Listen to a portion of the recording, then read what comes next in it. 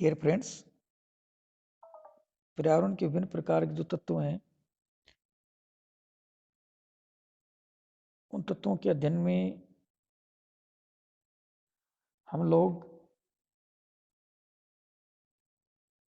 आज पार्ट 2 में उच्चावच, जलवायु, प्राकृतिक वनस्पति और अन्य जो कारक हैं उनका अध्ययन करेंगे।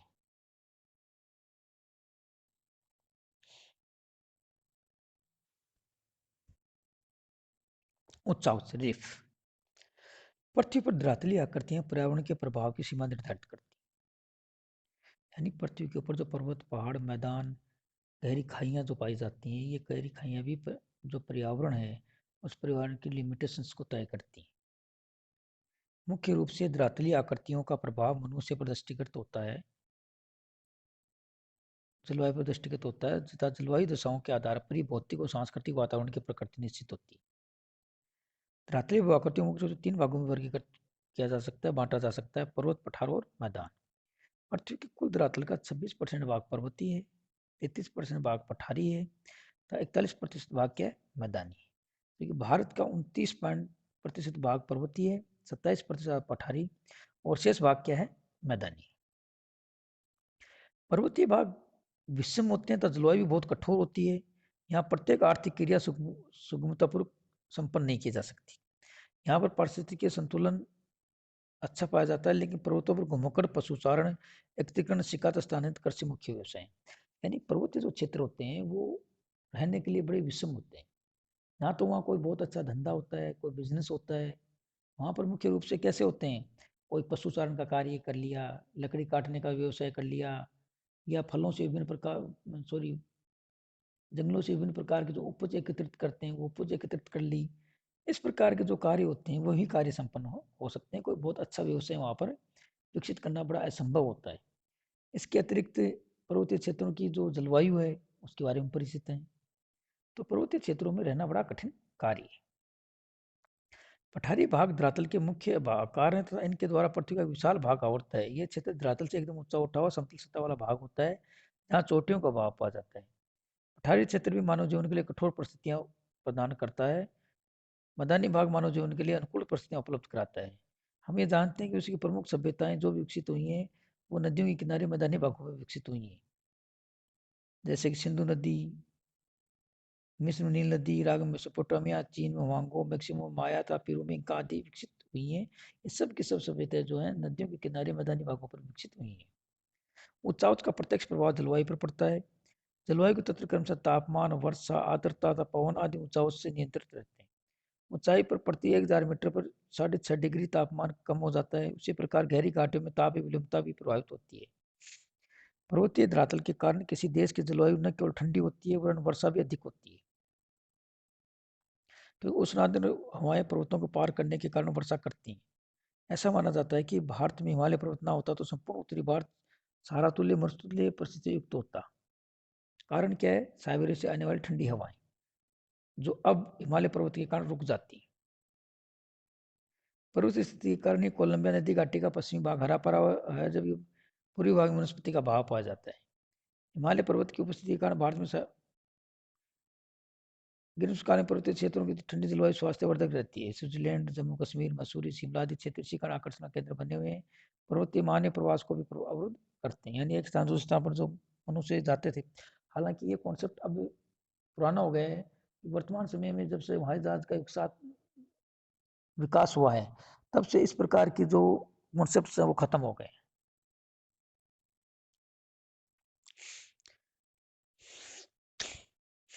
पठार भी आर्थिक क्रियाओं के लिए उपयोगी नहीं माने गए हैं।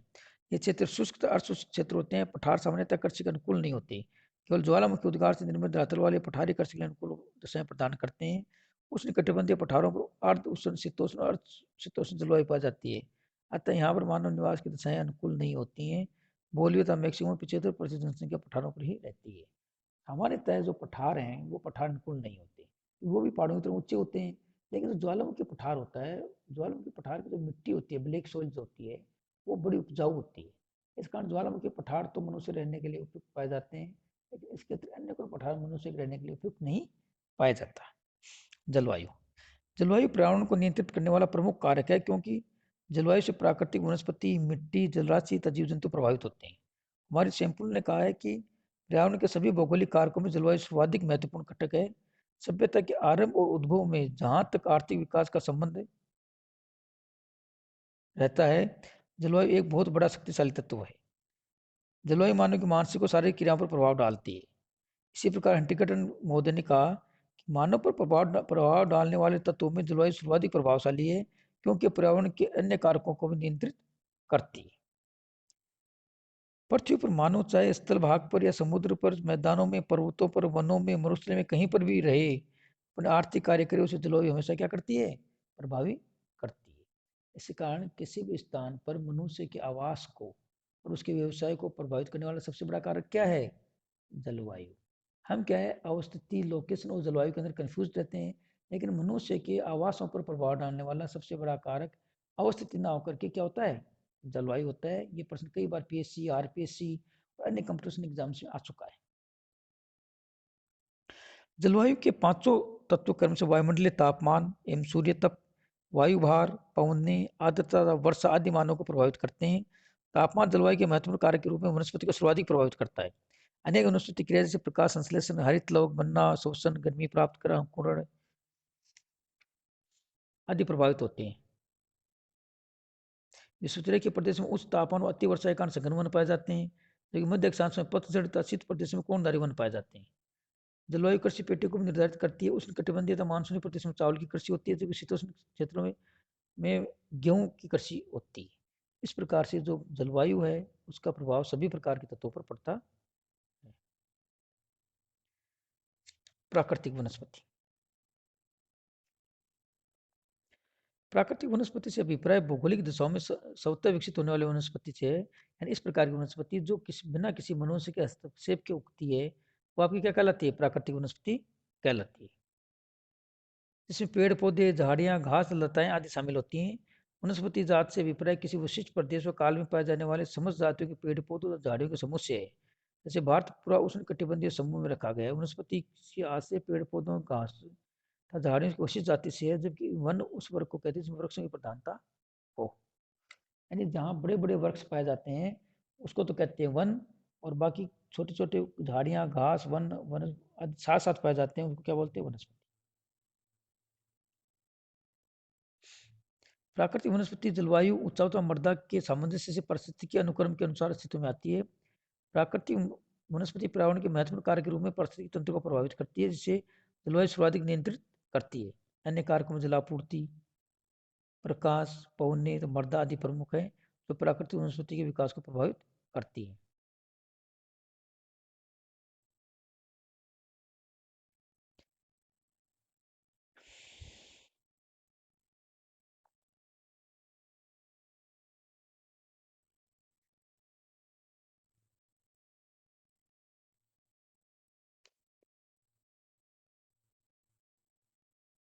प्राकृतिक वनस्पति के चार प्रमुख वर्ग हैं: वन, घास प्रदेश, मरुस्थलीय झाड़ियाँ और टुंड्रा वनस्पति। यानी जो प्राकृतिक वनस्पति है हम चार भागों में डिवाइड कर सकते हैं: वन, घास प्रदेश, मरुस्थलीय झाड़ियाँ और टुंड्रा। वनों में कई प्रकार के होते हैं: उष्ण कटिबंधीय पत्ती वाले सदाबहार वन, उष्ण कटिबंधीय चौड़ी पत्ती वाले पर्णपाती वन, शीतोष्ण चौड़ी पत्ती के पर्णपाती वन, शीतोष्ण मिश्रित वन, शीतोष्ण शंकुधारी वन आदि प्रमुख हैं। घास के मैदानों में उष्ण कटिबंधीय और शीतोष्ण कटिबंधीय घास के मैदान प्रमुख हैं। मरुस्थलीय क्षेत्रों में जहाँ वार्षिक वर्षा 30 सेंटीमीटर से कम होती है, वहाँ कांटेदार वृक्ष, झाड़ियाँ मरुस्थलीय वनस्पति के रूप में विकसित होते हैं। टुंड्रा प्रदेशों में सर्वत्र बर्फ अच्छा बिखरी रहती है। केवल लघु ग्रीष्मकाल में मांस, शैवाल, काई आदि छोटे मोटे जो वनस्पति है वो उग जाती है। जैविक कारक। विभिन्न जीव जंतु और पशु मनुष्य के आर्थिक कार्य को प्रभावित करते हैं। जंतुओं में गतिशीलता की दृष्टि से वनस्पति श्रेष्ठ होती है। यानी वनस्पति और जीवों में क्या फर्क है कि जीवों के अंदर गतिशीलता होती है, वो अपने दम पर एक स्थान से दूसरे स्थान पर गति कर सकते हैं, जीव वनस्पति ऐसा नहीं कर सकती। ये अपनी आवश्यकता के अनुसार प्राकृतिक वातावरण से अनुकूलन कर लेते हैं। जीव जंतु में स्थानशीलता का गुण होने के कारण वे अपने अनुकूल दशाओं वाले पर्यावरण में प्रवास भी कर जाते हैं। फिर भी इन पर्यावरण का प्रत्यक्ष प्रभाव दृष्टिगत होता है। समान दशाओं वाले वातावरण के प्रदेश में जंतुओं में भिन्नता मिलती है, मनुष्य वातावरण के जंतुओं में भिन्नता मिलती है, उदाहरण थार और अरब के जंतुओं में भिन्नता मिलती है। यानी एक ही प्रकार की परिस्थितियों के बाद में भी जीव जंतुओं के अंदर क्या पाई जाती है, भिन्नता पाई जाती है। जंतुओं के सामान्य वर्ग पर्यावरणीय लक्षणों के अनुसार विकसित होते हैं, जैसे घास के मैदान में चढ़ने वाले पशु रहते हैं, जबकि वनों में मुख्य रूप से पेड़ पौधों की टहनी खाने वाले पशु रहते हैं। पृथ्वी पर जीव जंतुओं का वितरण वनस्पति की प्रभावशीलता के अनुसार है, जिसे जलवायु, मृदा, ऊंचाई आदि तत्व नियंत्रित करते हैं। पृथ्वी पर विभिन्न प्रकार की जलवायु दशाओं या वनस्पति जगत के प्रकार के अनुसार दो प्रदेशों में जंतु पाए जाते हैं। वनों के जंतु, उष्णकटिबंधीय वर्षा प्रचुर सघन वनों में वृक्षों पर रहने वाले जंतु इस वर्ग में सम्मिलित हैं। यहाँ बानर, छिपकली, पक्षी, विभिन्न प्रकार के सर्प, कीट पतंगे प्रमुख है। कांगो, अमेजन जैसी नदियों में घड़ियाल, मगरमच्छ आदि रहते हैं। मानसूनी वनों के अंदर हाथी, गेंडा, जिराफ, हिरण, भेड़िया, सियार, लोमड़ी आदि जानवर रहते हैं। घास भूमि के अंतर्गत मुख्य चरने वाले जानवर जैसे हिरण, जंगली चौपाई, नीलगाय, जंगली भैंसा, स्प्रिंग वाक आदि जानवर रहते हैं। मरुस्थलीय प्रदेशों के अंदर क्योंकि कांटेदार झाड़ियां, बबूल, नागफनी आदि मुख्यतः पेड़ पौधे पाए जाते हैं, तो यहाँ खरगोश, लोमड़ी, छिपकली, सर्प आदि जंगली ऊंट, गधे, घोड़े, भेड़, बकरी आदि पालतू जानवर मिलते हैं। टुंड्रा के जंतु, शीत दशाओं वाले इस क्षेत्र में मस्क, कैरबू, हिरण, खरगोश, ध्रुवीय भालू, कुत्ते, रेंडीर आदि मिलते हैं। तो अलग अलग प्राकृतिक प्रदेशों में अलग अलग प्रकार के क्या होते हैं, जीव जंतु पाए जाते हैं। मृदा कारक, मृदा धरातलीय सतह का ऊपरी आवरण है, जो कुछ सेंटीमीटर से लेकर के 1-2 मीटर तक गहरी होती है। मृदा की रचना मूल पदार्थ में परिवर्तनों के परिणाम स्वरूप होती है, जो विभिन्न प्रकार के जलवायु में जैविक कारकों के संपर्क से एक निश्चित अवधि में निर्मित होते हैं। मृदा निर्माण में ऊंचाई तथा ढाल की भी महत्वपूर्ण भूमिका होती है। मृदा में वनस्पति और जीव जंतुओं के अवशेष मिलते रहते हैं, जिसे जैव तत्व कहते हैं। जैव तत्व के कारण मृदा का रंग काला होता है। मानव अपनी क्रियाओं द्वारा मृदा को निरंतर प्रभावित करता रहता है। पृथ्वी पर शाकाहारी और मांसाहारी जीव जंतु प्रत्यक्ष अप्रत्यक्ष रूप से मृदा पर निर्भर रहते हैं। शाकाहारी अपना भोजन कृषि उत्पादों, विभिन्न पेड़ पौधों, मांसाहारी शाकाहारी द्वारा प्राप्त करते हैं। तो मानवीय उपभोग की दृष्टि से मृदा और किसी भी देश की मूल्यवान प्राकृतिक संपदा होती है। सामान्यतः उपजाऊ मृदा क्षेत्रों में मानव सभ्यता अनुपजाऊ क्षेत्रों की अपेक्षा अधिक पाई जाती है।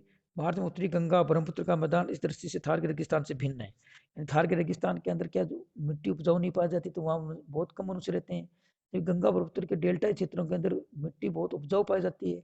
इस कारण वहाँ पर बहुत अधिक जनसंख्या पाई जाती है। पृथ्वी की प्राचीन सभ्यताएं भी इन फर्टाइल जो मृदा क्षेत्रों में पनपी हैं। भूमध्य सागरीय जलवायु में लाल भूरी मृदाओं के प्रदेशों में रोमन साम्राज्य स्थापित हुआ। मृदा के भौगोलिक पक्ष के अनुसार ये प्रत्यक्ष या अप्रत्यक्ष रूप से वनस्पति को प्रभावित करती है। पौधे आवश्यक जल व पोषक तत्व मृदा से प्राप्त करते हैं। क्षारीय तथा अम्लीय मृदा पौधों की वृद्धि में बाधक होती है। वर्तमान समय में मृदा की प्रमुख समस्या मृदा क्षरण है, जो तीव्र गति विनाश के कारण उत्पन्न हुई है। पर्यावरण के तत्व के रूप में मृदा पादपों को जीवन प्रदान कर कृषि व्यवस्था में सहायता करती है, अतः मृदा का संरक्षण आवश्यक है। जलराशि, जलराशियां मानव जीवन का आधार है। विभिन्न भूआकृतियों की भांति जलराशि पर्यावरण को प्रभावित करती हैं।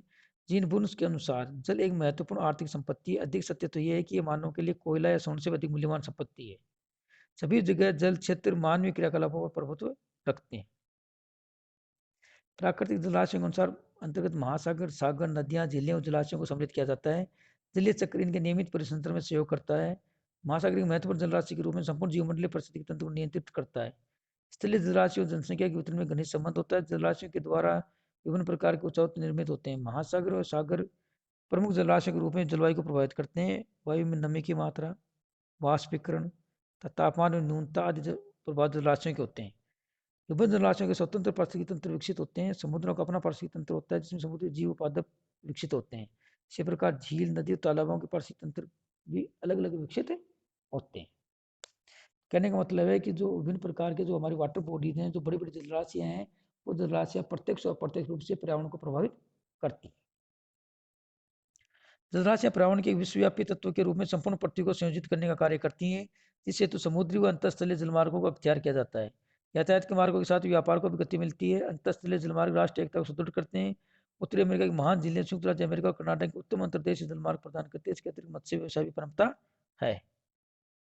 तो इस प्रकार से ये हमारे साथ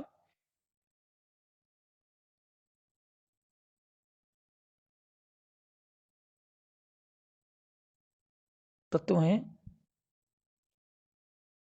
या कारक हैं जो किसी भी स्थान पर मनुष्य के और जीव जंतुओं के आवास को और इनको प्रभावित करते हैं।